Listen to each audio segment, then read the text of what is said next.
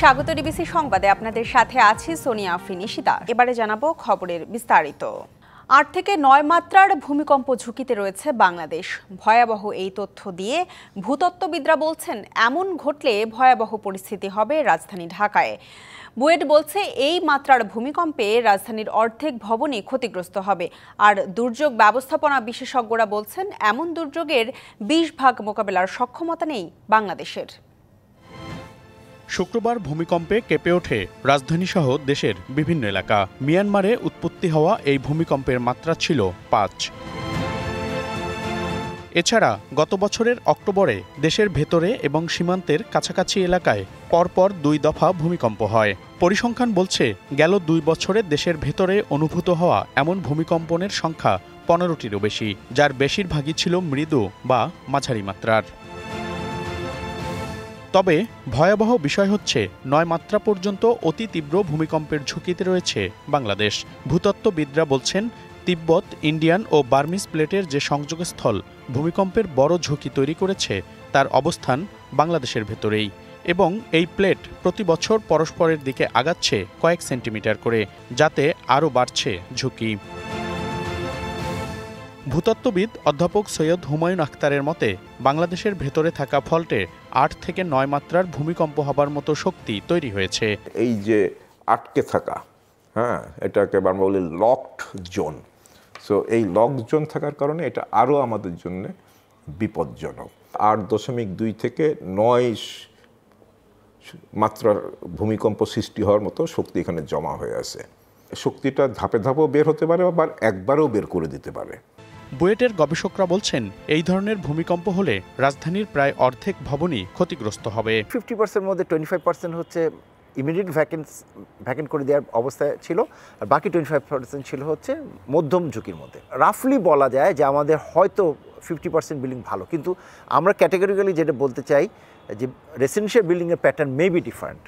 দুর্যোগ ব্যবস্থাপনা বিশেষজ্ঞরা বলছেন, এমন ভূমিকম্প মোকাবিলায় ২০ ভাগ ব্যবস্থাপনার সক্ষমতা নেই বাংলাদেশের। যদি মেগা সিটি ঢাকা শহরের কথা যদি বলেন, আমরা অবশ্যই রেড জোনের মধ্যে আছি। এগুলো ডেব্রি তৈরি হবে, আর ডেব্রি তৈরি হলে এই ডেব্রিকে সরানোর জন্য যে আমাদের যে প্রস্তুতি যেটা দরকার, তার 20% সক্ষমতা আমাদের এখন পর্যন্ত আমরা তৈরি করতে পারিনি।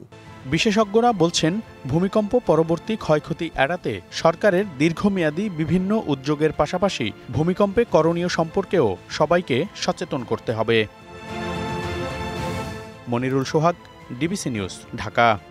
পঞ্চগড়ের তেঁতুলিয়ায় আজ দেশের সর্বনিম্ন ৯.৪ ডিগ্রি সেলসিয়াস তাপমাত্রা রেকর্ড হয়েছে। রাতভর বৃষ্টির মতো ঝরতে থাকে কুয়াশা। ঘন কুয়াশার কারণে সড়কে মহাসড়কে যান চলাচল বেশ বেগ পেতে হচ্ছে। চুয়াডাঙ্গায় তাপমাত্রা কিছুটা বাড়লেও কমেনি শীতের তীব্রতা। জেলায় সর্বনিম্ন তাপমাত্রা ১২.৪ ডিগ্রি সেলসিয়াস। হাড় কাঁপানো শীত ও কুয়াশার মধ্যেই ছুটছে কর্মজীবী মানুষ। শীতের কারণে বিভিন্ন হাসপাতালে ঠান্ডাজনিত রোগীর সংখ্যা বেড়েছে। এদিকে ঘন কুয়াশায় রাত থেকে পাটুরিয়া, দৌলতদিয়া, আরিচা ও কাজিরহাট নৌ রুটে ফেরি চলাচল বন্ধ হয়ে যায়। মাঝনদীতে আটকা পড়ে 5টি ফেরি। 9 ঘন্টা পর সকালে 2 রুটে ফেরি চলাচল স্বাভাবিক হয়। 2 দিন পর রাজধানীতে সূর্যের দেখা মিলেছে। আজ থেকে দিনে তাপমাত্রা 1 থেকে 2 ডিগ্রি সেলসিয়াস বৃদ্ধি পাবে, তবে শীতের অনুভূতি থাকবে, এ তথ্য জানিয়েছে আবহাওয়া অধিদপ্তর।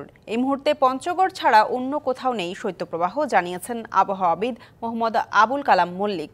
তিনি বলেন, দেশের বিভিন্ন অঞ্চলে এই সময়টাতে 10 থেকে 14 ডিগ্রির মধ্যে ওঠানামা করবে, আর ঢাকায় 12 থেকে 16 ডিগ্রি সেলসিয়াসে তাপমাত্রা ওঠানামা করতে পারে 8ই জানুয়ারি পর্যন্ত। এছাড়া 8 তারিখে ময়মনসিংহ ও সিলেটে হালকা বৃষ্টি হওয়ার সম্ভাবনা রয়েছে বলে জানিয়েছে তিনি। তবে 9 থেকে 14 জানুয়ারি পর্যন্ত আবারও বাড়বে শীতের তীব্রতা। এ সময় 1 থেকে 2টি মাঝারি থেকে তীব্র শৈত্যপ্রবাহ বইতে পারে। বিশেষ করে ঈশ্বরদী, চুয়াডাঙ্গা এবং পঞ্চগড়ে তাপমাত্রা 6 থেকে 8 ডিগ্রি সেলসিয়াস পর্যন্ত হতে পারে বলে জানিয়েছে আবহাওয়া অফিস। রাজধানীর বাজারে 1 মাসের ব্যবধানে এলাচে কেজিতে বেড়েছে প্রায় 1300 টাকা, বিক্রি হচ্ছে 4500 থেকে 5000 টাকা কেজি দরে। রাজধানীর মালিবাগ বাজার ঘুরে দেখা গেছে লং 1600 টাকা, দারুচিনি 500 টাকা, কিসমিস 550 থেকে 650 টাকা কেজিতে বিক্রি হচ্ছে। কাজু বাদাম কেজিতে 300 টাকা বেড়ে বিক্রি হচ্ছে 1700 টাকা কেজি। কাঠবাদাম কেজিতে 100 টাকা বেড়ে বিক্রি হচ্ছে 1200 টাকা কেজিতে। এদিকে সপ্তাহের ব্যবধানে কেজিতে 100 টাকা বেড়েছে খাসি খাসির মাংসের দাম প্রতি কেজি বিক্রি হচ্ছে 1200 টাকা। অপরিবর্তিত আছে প্রায় সব ধরনের মাছের দাম। তবে কেজিতে 2 থেকে 300 টাকা বেড়েছে ইলিশ মাছের দাম। 1.5 থেকে 2 কেজি ওজনের ইলিশ বিক্রি হচ্ছে 2500 টাকা কেজি দরে। কিছুটা স্বস্তি মিলেছে সবজির বাজারে। বেশিরভাগ সবজি মিলছে 30 থেকে 50 টাকার মধ্যে। তবে বাজারে ক্রেতার সংখ্যা তুলনামূলক কম বলে জানান খুচরা বিক্রেতারা। বাজার কাস্টমারও কম হয় আর আমাকে বেচেনি অনেক কম, আগে অনেক কম।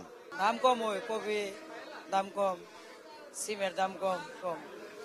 শসা সিজন নাই, একটু দাম বেশি, লাউয়ের দামও কম, বেগুনের যাবতীয় সবই কম। খাসি 1200 আর শাকির মাংস বিক্রি হয় 1100। দাম বাড়তে গেছে, কেজিতে 100 টাকা। এলাচির দাম বাড়ছে কেজিতে প্রায় 1000 টাকা। বাদামের দাম বাড়ছে, কাজু বাদাম, কাঠবাদাম, এগুলোর দাম এই যে অল্প কিছু 1 মাসের ভিতরে অনেক বাড়ছে। তাও যে হ্যাঁ রাও কিনা বেশি বার আম গাছে বেশি একটা এরকম কিছু, এছাড়া অন্য কিছু বলে না বর্তমানে। না ফেরার দেশে পাড়ি জমালেন জাতীয় চলচ্চিত্র পুরস্কার প্রাপ্ত অভিনেত্রী অঞ্জনা রহমান। শুক্রবার দিবাগত রাতে বিএসএমএমইউতে চিকিৎসাধীন অবস্থায় মারা যান এই অভিনেত্রী। বাদ জোহর বাংলাদেশ এফডিসিতে তার জানাজা অনুষ্ঠিত হবে। তার মৃত্যুতে দেশে চলচ্চিত্র অঙ্গনে দেখা দিয়েছে শোকের ছায়া। মৃত্যুর সংবাদে রাতেই হাসপাতালে আসতে থাকেন তার দীর্ঘদিনের সহকর্মী ও শুভানুধ্যায়ীরা। 70 দশকে অভিনয় জীবনে প্রবেশ করেন অঞ্জনা সেতু সিনেমার মধ্য দিয়ে। এরপর অভিনয়ে দ্যুতি ছড়িয়েছেন 3 শতাধিক সিনেমায় অভিনয় করে। শুধু দেশীয় নয়, অভিনয় করেছেন উপমহাদেশের কয়েকটি দেশের চলচ্চিত্র। উপহার দিয়েছেন ব্যবসা চলচ্চিত্র। পরিণীতা ও গাংচিল এ অভিনয়ের জন্য 2 বার জাতীয় চলচ্চিত্র পুরস্কারও পেয়েছেন এই অভিনেত্রী। শেখ মুজিবুর রহমানের নাতনি ও যুক্তরাজ্যে ক্ষমতাসীন লেবার পার্টির মন্ত্রী টিউলিপ সিদ্দিককে বিনামূল্যে একটি ফ্ল্যাট দিয়েছেন আব্দুল মোতালিফ নামের একজন আবাসন ব্যবসায়ী। ছাত্র জনতার গণ অভ্যুত্থানে ক্ষমতাচ্যুত প্রধানমন্ত্রী শেখ হাসিনার ঘনিষ্ঠ ব্যক্তিদের সঙ্গে যোগাযোগ রয়েছে ওই ব্যবসায়ীর। বিনামূল্যে ফ্ল্যাট হস্তান্তরের তথ্য উঠে এসেছে যুক্তরাজ্যের ভূমি নিবন্ধন সংক্রান্ত নথিপত্রে। ওই নথিপত্রের ভিত্তিতে একটি প্রতিবেদন প্রকাশ করেছে যুক্তরাজ্য ভিত্তিক সংবাদ মাধ্যম ফিনান্সিয়াল টাইমস। ফ্ল্যাটটি লন্ডনের কিংস ক্রস এলাকার কাছে অবস্থিত। 2004 সালে ফ্ল্যাটটি টিউলিপকে দেয়া হয়। টিউলিপ সিদ্দিক বর্তমানে যুক্তরাজ্যের অর্থ মন্ত্রণালয়ের ইকোনমিক সেক্রেটারি হিসেবে দায়িত্ব পালন করছেন। ডিবিসি সংবাদে এই ছিল এখনকার মতো। ডিবিসি নিউজের সংবাদগুলো পড়তে ভিজিট করুন dbcnews.tv আর ভিজিট করুন ডিবিসি নিউজের ফেসবুক পেজ এবং ইউটিউব চ্যানেল। ডিবিসির সঙ্গেই থাকুন।